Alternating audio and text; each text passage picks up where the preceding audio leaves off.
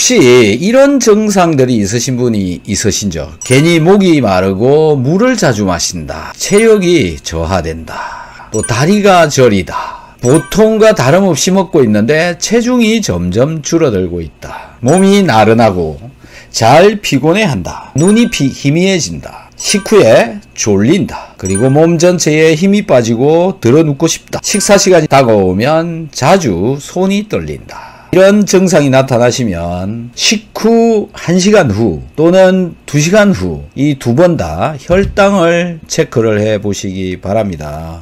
이때 혈당이 어떻게 올라가 있느냐가 굉장히 중요한 것으로 되어져 있습니다. 그러나 일반적이지 않아서 문제죠. 식후 1시간 후, 식후 2시간 후에 혈당을 잰다라는 것이 쉽지가 않고요. 잘 하지 않고 있습니다. 결국은 본인이 스스로 할 수밖에 없다. 식후 혈당이 올라가는 것, 이걸 보고 혈당 스파이크라고 얘기를 합니다. 이 혈당 스파이크가 췌장을 망가뜨린다라는 겁니다. 이게 췌장인데요. 여기에 베타세포와 알파세포가 들어있는데 이 베타세포에서 인슐린 분비를 하고 알파세포에서 글루카곤을 분비를 시켜서 혈당을 조절을 하고 있는데 이 췌장이 혈당 스파이크가 일어나게 되면 췌장의 베타세포에서 인슐린을 갑자기 많은 양을 분비를 시켜야 된다. 이렇게 되어지면 이 췌장에서 문제가 일어나기가 쉽다. 그래서 혈당 스파이크라고 하는 것이 일어나면 안 된다. 이 스파이크라고 하는 게 도대체 뭐냐? 많이 들어보셨을 겁니다. 축구화에 보면 스파이크라고 그러죠. 송곳같이 튀어나와 있는 이것을 보고 스파이크다. 이렇게 얘기를 하는데요. 이건 자동차 타이어에도 이런 식으로 스파이크가 나와 있습니다. 요즘 한참 유행하고 있는 이런 바이러스에도 스파이크 단백질이라고 있습니다. 요걸 보고 스파이크 글라이코프로테인이라고 얘기를 한다라는 겁니다. 혈당 농도가 이렇게 아침을 먹은 후에 쭉 올라갔다가 뚝 떨어지고 점심을 먹은 후에도 쭉 올라갔다가 뚝 떨어지고 당뇨병이 있으신 분들은 이런 혈당 스파이크 현상이 나타난다라는 겁니다. 그런데 정상적인 사람, 당뇨병이 없는 사람의 경우에는 이렇게 조금 올라갔다가 내려오고 조금 올라갔다가 내려오고 상한선의 혈당치와 하한선의 혈당치의 이 차이가 굉장히 적다라는 겁니다. 고농도로 혈당이 올라가 있고 이 시간이 길어지면 길어질수록 문제가 발생하는 거고요. 혈액 중에 당 농도가 높아져 있다.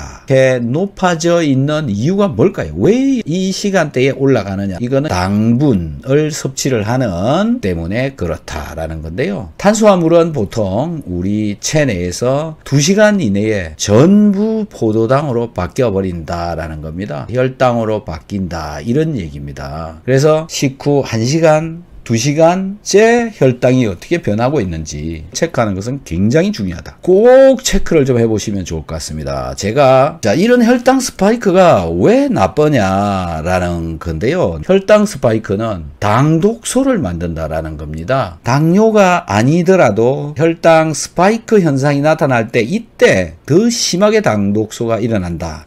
당뇨면 물론 일어나는 거고요. 당뇨가 아니더라도 당독소는 발생이 되어지고 있습니다. 당독소 도대체 뭐길래 이렇게 계속 얘기를 하느냐라는 건데요. 한국말로 체종당화산물이라고 얘기를 하는데 이게 독을 만들기 때문에 그냥 당독소라고 말을 만들어 버렸습니다. 당분이 독이 된다. 우리 몸에서도 항상 만들어지고 있습니다. 이 적혈구하고 포도당하고 결합을 합니다. 이걸 보고 당화혈색소라고 얘기를 하는데 그게 당독소입니다. 그러니까 혈중에 당이 돌아다니게 되면 우리의 적혈구하고 항상 만나가지고 이 포도당이 적혈구하고도 붙어버린다라는 겁니다. 이 붙는 거 이게 당독소다. 당화혈색소가 올라가면 나쁘다라고 하는 이유가 바로 산소 운반을 제대로 하지 못하기 때문에 그렇다. 담배를 피워도 똑같은 현상이 나타납니다. 요약을 말씀을 드리면 당독소를 만들어버리기 때문에 노화를 촉진을 시킨다. 이게 혈당 스파이크가 일으키는 문제다. 혈당 스파이크가 일어나면 췌장을 피곤하게 해가지고 췌장에 염증을 만들기가 쉬워진다. 혈당을 측정해 가면서 식사를 하시던가 탄수화물을 줄여서 섭취를 하는 것이 좋다. 그런데 탄수화물, 단백질, 지방 비율을 맞추어 줘야 되니까 결국은 소식을 할 수밖에 없다.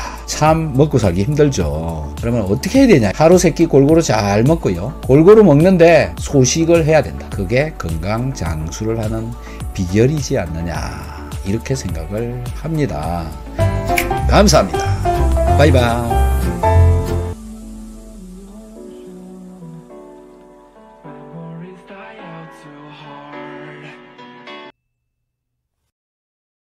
몰라요. 나 이래서 교수님이 너무 마음에 들어요. 몰라서. 진짜 몰라요. 네, 왜냐면 공부를 좀 하신 분들이 이렇게 던지면 아는 척 하시는 분들도 있거든요. 비타민 L을 저는 몰랐어요. 저도 처음 들어본 거예요. 비타민 L을. 아, 네. 그래갖고 근데 책이 나오는 거예요. 이게 단독 챕터로 책이 나올 정도인데 나는 왜 비타민 공부해서 비타민 L을 몰랐지? 그래서 그 책을 주문했어요. 깜짝 놀랐어요. 비타민 L이 러브야. 비타민 러브.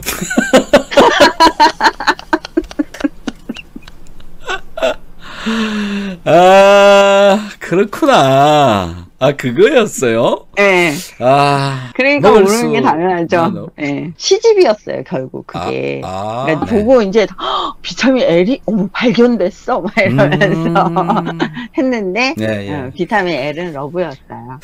저는 머릿속으로 한참 돌렸네. 그죠? 예, L 뭐 들어가는. 뭘까? 예. 뭐를 L이라 했을까 막. 예. 그다음에 이제 알파 리포산도 많이 쓰고 있는데 오메가3류하고 유사한 화학 구조를 가지고 있는데 뭐 우리 세포의 지질막을 구성을 하는 걸로 굉장히 중요하고 그것 때문에 이 비타민 E나 이런 것들이 세포 속으로 더 잘 들어갈 수 있도록 도와주고 그런 걸 쓰는 것 같은데 저는 별로 그거에 대해서는 사실 몰라요. 먹어보기는 했어요.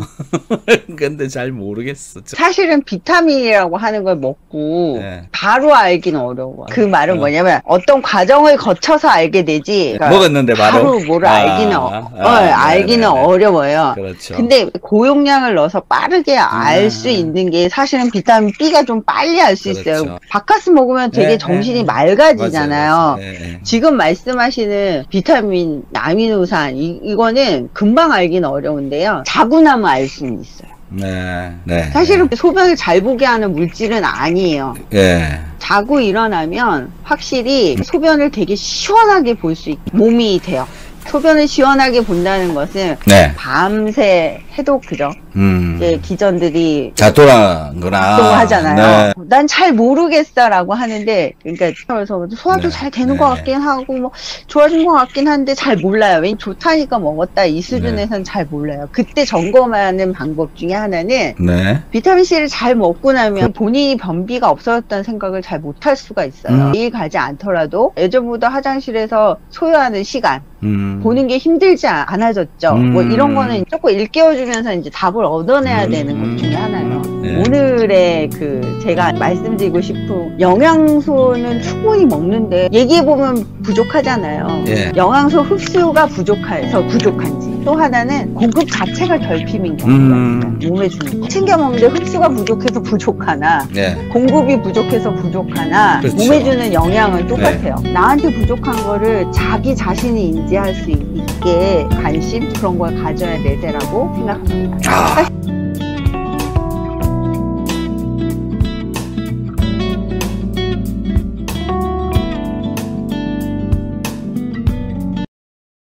약물을 섭취를 하고 있을 경우에 비타민C를 같이 먹으면 어떤 문제가 발생할까요? 이런 약이랑 비타민C 같이 먹으면 치명적이다. 정말 치명적일까? 여러분들 아마 비타민C를 드시고 계시면서 다양한 약물도 같이 먹고 있을 겁니다. 저 또한 콧물약, 재채기약 이런 류하고 비타민C하고 같이 섞어서 먹기도 합니다. 비타민C는 약물과 상호작용을 하는데 어떤 게 있는지 좀 한번 알아보도록 하죠. 매우 많은 약물이 비타민C 농도를 저하시키는 것으로 알려져 있다라는 겁니다. 그래서 여러분들이 약물을 먹게 되면 그 약물 자체가 비타민C 농도를 줄인다. 우리 몸에서 그 약물을 분해를 하는데 또 많은 에너지가 소모가 되어지는데 비타민C를 많이 사용을 해버린다. 그렇기 때문에 비타민C 열심히 먹어야 된다. 특히 약을 드시고 계시는 분들은 비타민C를 꼭 같이 섭취를 하는 것이 옳다. 그래서 비타민C 섭취량을 증가시킬 필요가 있고, 그 다음에 이제 여성 호르몬하고 상호작용에 있어서 간단히 적고 있는데요. 에스트로겐을 포함한 피임약은 혈장과 백혈구에 들어있는 비타민C가 있는데 그 농도를 저하시킨다. 에스트로겐류를 먹게 되면 몸에 들어있는 비타민C 양을 떨어뜨린다. 그래서 에스트로겐류를 드시고 계시면 비타민C를 더 많이 먹어야 된다. 그리고 비타민C는 아스피린하고도 상호작용을 한다라는 건데요. 아스피린 이 자체가 여기 화학 구조를 보시면 카르복실기가 붙어 있습니다. 이게 위장벽에 자극을 줄 수가 있다라는 건데요. 근데 위장이 튼튼하면 이 자극도 피할 수가 있고요. 그래서 아스피린 드시는 분은 비타민C를 먹으면서 같이 먹어야 된다. 이렇게 생각을 합니다. 연구에 의한 논문에서는 아스피린 500mg을 6시간마다 일주일 동안 복용하면 주로 소변으로 비타민C가 배설되는 양이 증가한다. 또 백혈구의 비타민C 농도를 50% 정도 떨어뜨려 버린다. 아스피린을 먹고 있으면 비타민C를 훨씬 많이 섭취를 해주는 게 더 좋다. 고맙습니다. 바이바이.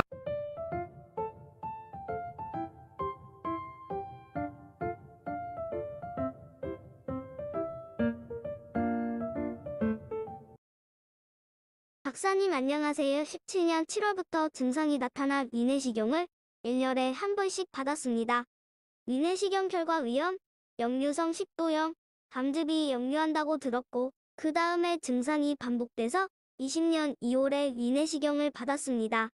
정상이 8월부터 심해졌고 주된 증상은 복부 팽만감, 치트름, 소화가 안 되는 더부룩함, 장에서 꾸룩꾸룩 소리가 나고 속이 답답하여 보름 넘게 밥을 못 먹고 있습니다. 힘듭니다. 정말.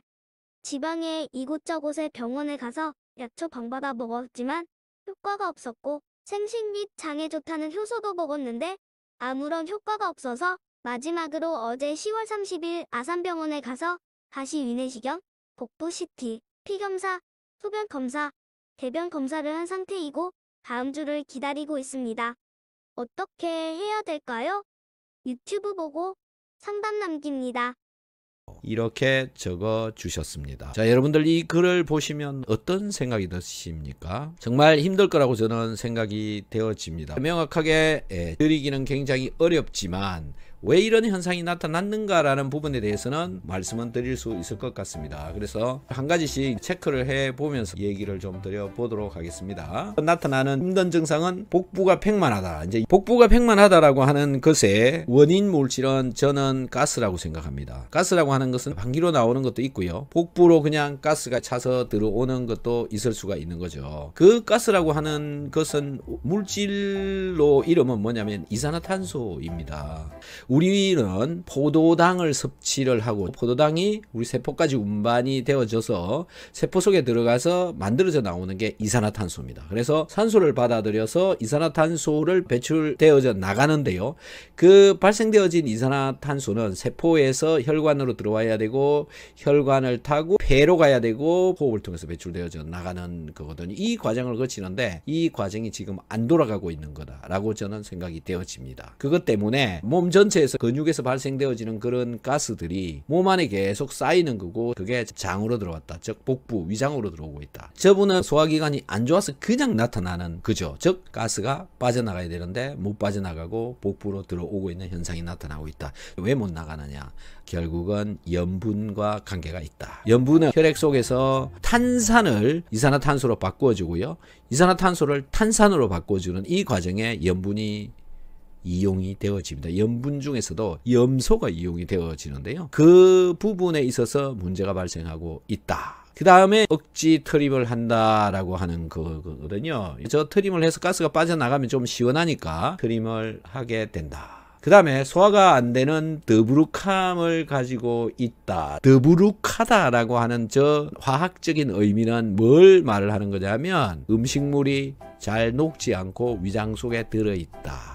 이런 의미입니다. 위산이 부족하다 이겁니다. 저분은 왜 위산이 부족하게 되어졌을까요? 염분을 부족한 식사를 하고 있었다. 그래서 소화가 안 되시는 분들은요 염분 좀 잘 챙겨 드셔 보시기를 바랍니다.